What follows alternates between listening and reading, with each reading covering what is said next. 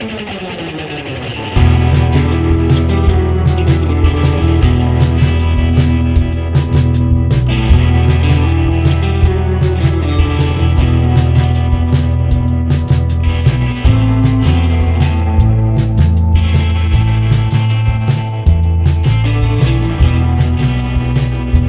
afternoon. It is still Thursday, September 5th, 2019, and this is part 2 of our big upgrade to our 3-gallon Nano aquarium made out of a drink dispenser. So let's jump in with both feet. We're up for round 2 or part 2 or something with a 2 of our tank upgrade. I'm trying to figure out how to open this. I don't have a clue where this starts, so I'm going to just rip into it and we'll just deal with it. The last thing I want to do is cut up brand new plants, clearly, but you know. So here we go. This is not from Aquarium Co-op. Let me just say that right off the bat. This is a different vendor. This is a vendor I originally found on Aquabid. Aquabid is the eBay, or would like to believe it's the eBay of the aquatic world. I believed that for a while, but I'm having a tough time continuing to believe that. So this vendor, at any rate, is an Aquabid vendor, but I did not buy from Aquabid. I did not buy from this vendor via Aquabid. I happened to figure out where this vendor actually has a site and apparently a store or something. So here we go.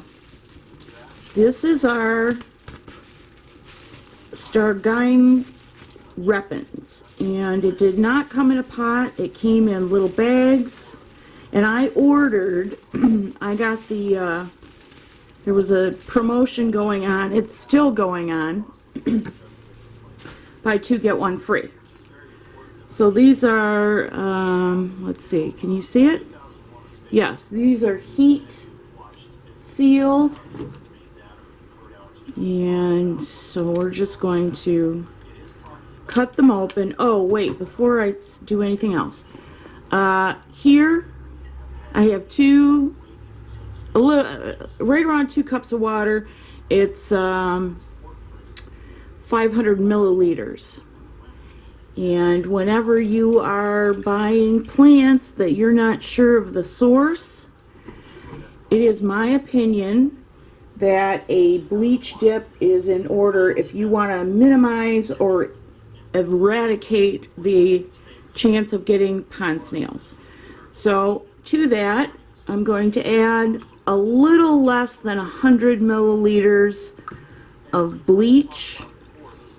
This is a 30-second or less dip, and the purpose is to kill any snail eggs or other diseases that may have hitchhiked along.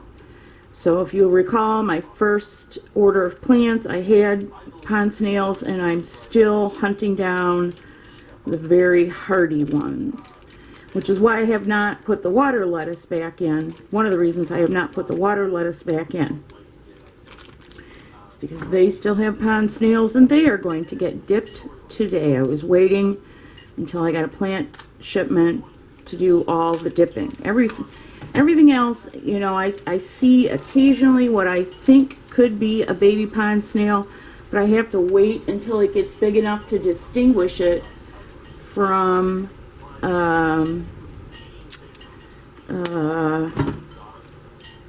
Malaysian Trumpet snails, because they're very different, to be sure. Trumpet snails are cone shaped like an ice cream cone, and pond snails are sort of ovoid or oval.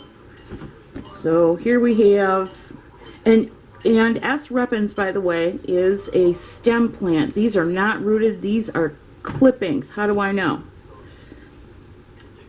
couple of little roots right here, so this one was actually grown out a little bit. You can see the roots. I apologize for the lighting. Still cloudy. These were actually rooted and then pulled out, but I can see in here a clipping or two. I'm probably just going to let them naturally come apart. No, you know what? This is gel. This is gel media. So they were not, I don't think, grown in an aquarium. They were grown in gel. So we'll make sure we get rid of the gel. All right, last one. I cannot, I'm not going to say who the vendor was, yay or nay, because I've never bought from this vendor before. And I want to see what happens before I say, you know, where I got it, because I don't want to recommend you guys to someone that may or may not have good product. Alright, in we go. This is supposed to be like a 30-second dip,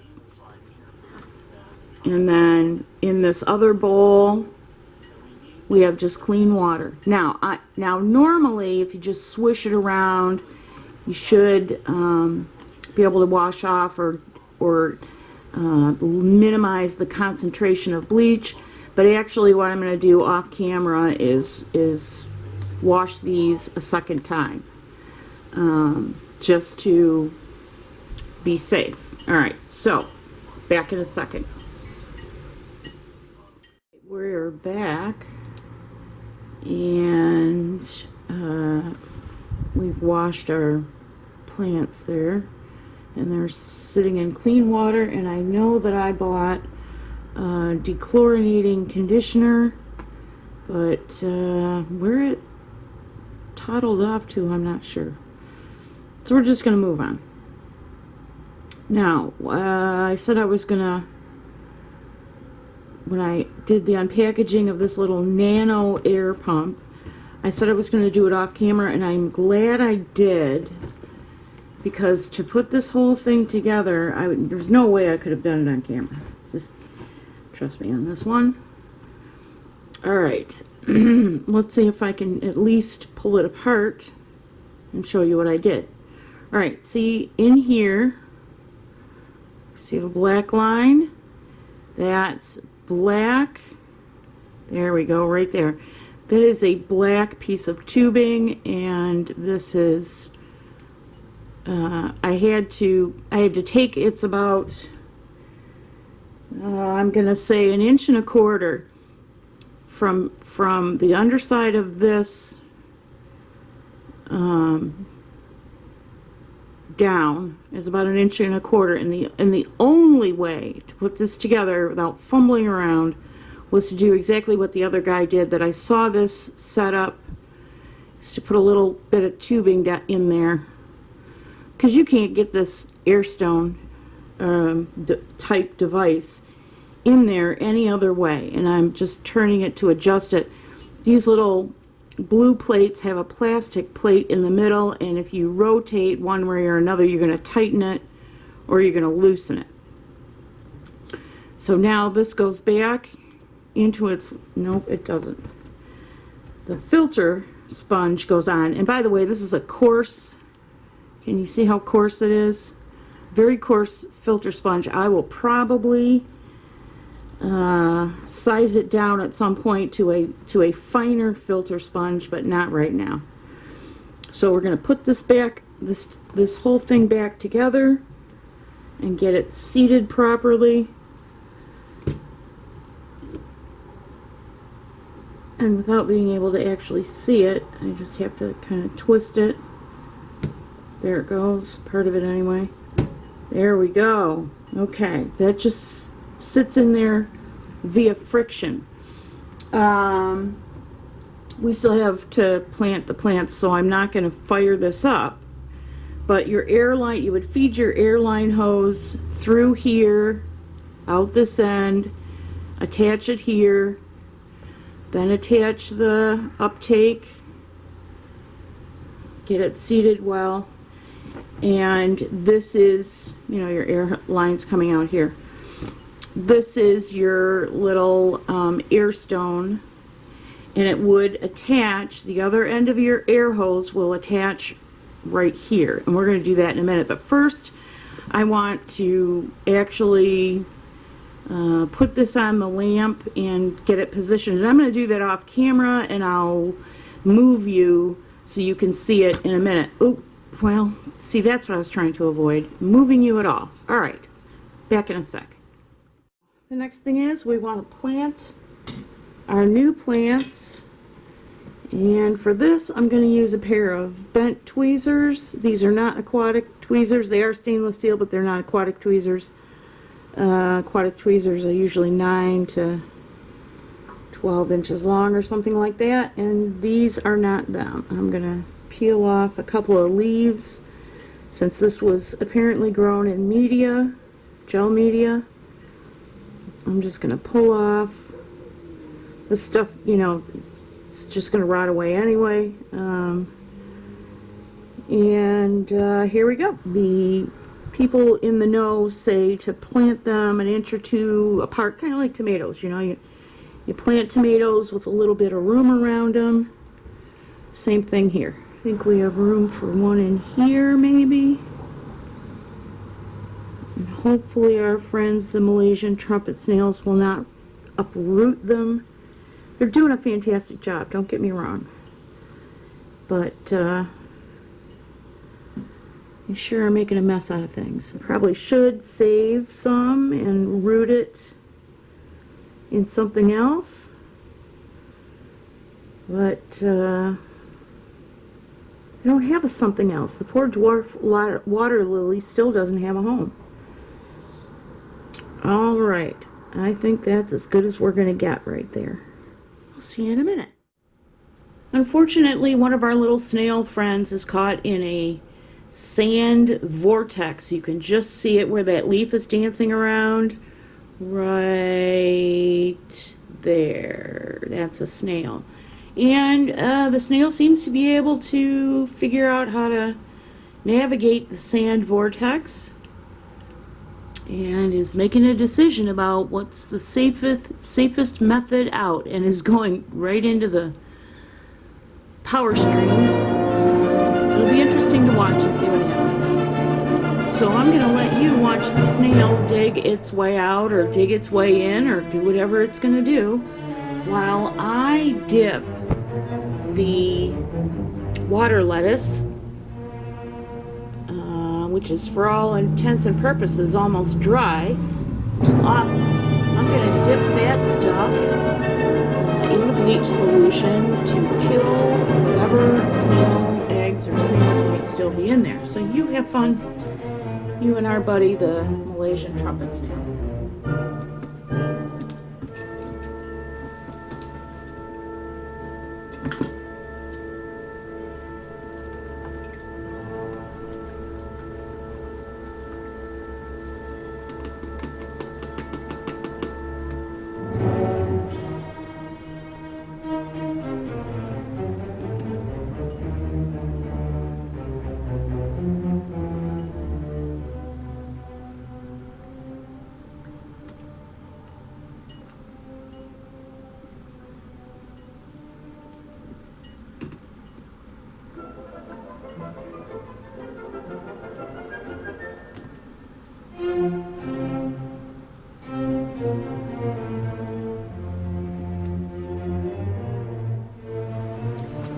Heading for the hills, I see.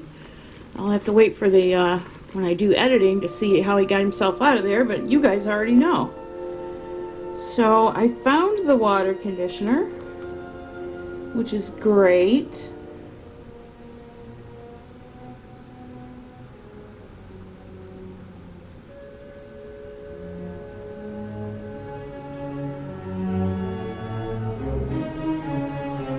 And this is Tetra Aqua Safe Plus, and there are not many Tetra products that I like or use on a regular basis, but this happened to be the only one available. our pet store does not carry, you know, doesn't even carry current dry chemicals, because apparently I'm the only aquarist in the whole county. So in goes our dechlorinator. Now I will tell you that we are also going to be using another Tetra product. It's a nitrifying bacteria. It's live culture, and it is on the way here shortly. Probably gonna show up the same time the stars do, or you know, the little stars from the last video, the shrimp gymnasium. If you don't know what I'm talking about, I'll leave a little iCard up in your upper right hand corner where the iCards always are, so you can go look at the last video. Alright, I think we've seen, you know, the tank is filling. The Malaysian Trumpet snails are entertaining. We've seen that. It's all good. But I think we're gonna cut this, and I'm gonna stitch this together. And we'll be back when the tank is full and a lot less murky. Well, it's not that bad, really. If I hadn't stirred up the sand vortex, it really wouldn't be bad at all, to be truthful. Maybe we'll just fire up the filter. At any rate, we'll be back in a few.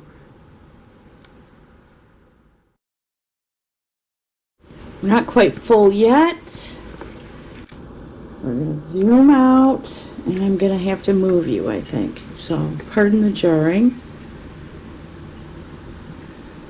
A little bit. Got our water lettuce all cleaned up and ready to go back in. And our little filter, not filter, but our little, well, it is a filter of sorts. Our little air sponge filter is bubbling away. The water's not quite reached the top of that, and I might have to weight that down even further. It's a very lightweight unit. Only because of the kind of substrate I have and the fact that I'm using Rainbird drip line hose, that black hose, instead of regular airline. I was at the hardware store and forgot to go look for airline. So that's stuff happens. So we're using what we have right now, and normally I would just be using this scrap piece of Rainbird to do, fill and stuff, to drain and fill. But I had to cut little bits and bobs off of it to make the little sponge filter work, and so there it is. And you know what? It's clearing up really fast. I don't know if it shows up on camera. It probably just looks like chocolate milk on camera. But visually, to me, it's clearing up super fast. So that's pleasant. And so much so that I can see our S Reppins. Let me see if I can zoom you in a little bit. Tilt you down and zoom you right in. Right where the snail is, right there, is an S Reppins that we just planted. Now I fully expect, since we've rocked their world, that the snails are going to go uproot everything, which is why when I saw those little star-shaped alleged shrimp toys, I said, let me try them. What's the worst that can happen? So we're almost full. Let's zoom you back out, tilt you up a little bit. Now this is not where this tank is going to live. This has just sort of been a temporary work area because I needed to clean the carpeting in this area, not from the fish tank, but from another household disaster a while back, and I've been working on cleaning it up and working on it and cleaning it up and working on it. Interesting, while we're sitting here chit-chatting as our friend the snail climbs up the side, I should have showed you this before I moved you. Let me zoom you back in. See this right here? This like dark green? That is a nice little patch of hair algae. And it's the water lettuce has had a bleach bath, so that stuff should die off pretty quick. But in case it doesn't, I'm probably just going to stick that little tub of floating water lettuce in a black plastic bag for a couple of days, and then it should be fine. It should be, all the algae should be dead between the bleach and the bleach dip and the darkness.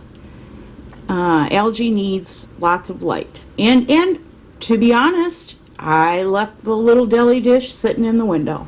So it got exactly what it needed, along with some fertilizer from the now deceased or greatly disturbed pond snails. So I'm going to lift you up. This might be a rough journey. Put your seatbelts on. I'm going to lift you up a little bit.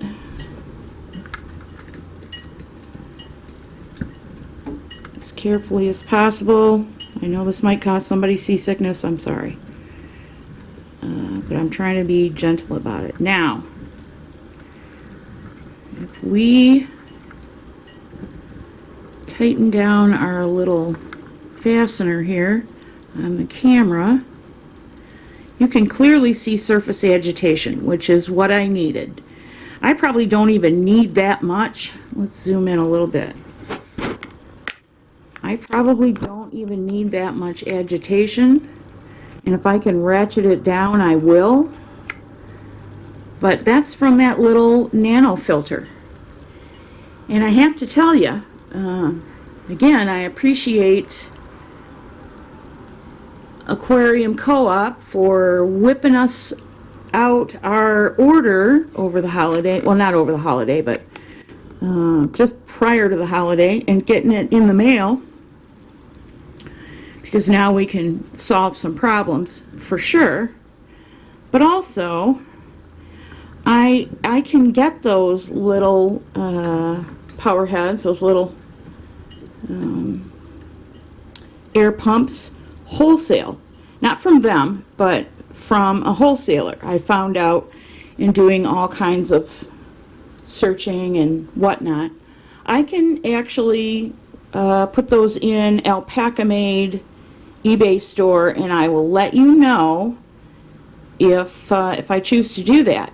And the way I'm going to know that I want to do that is by stable water parameters.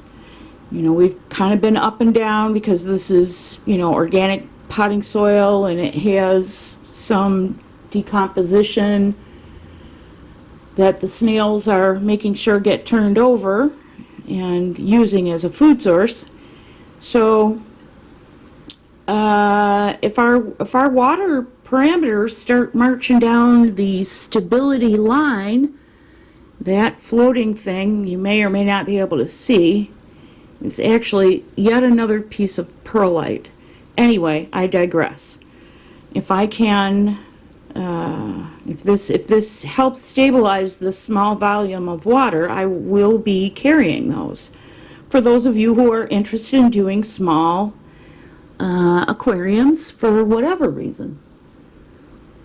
All right, let's end this little part of our presentation right here, because I think we're good.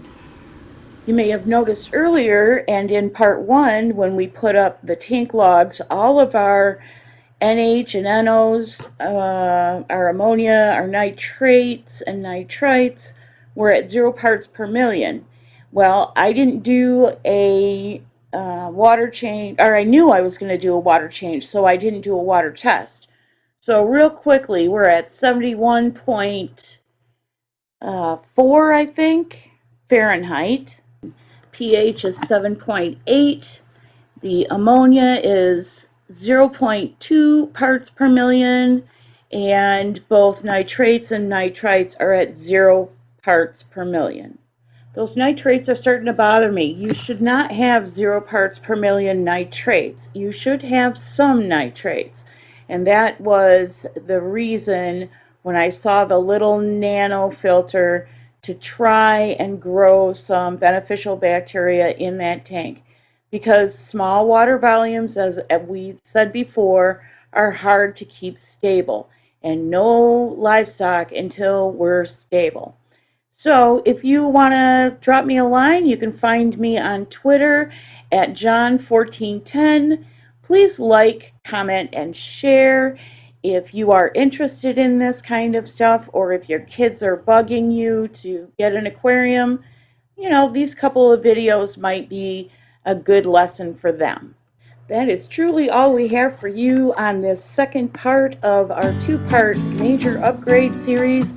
The next time we see you, we will have some clear tank shots and some new tank readings. Until we see you again, take care.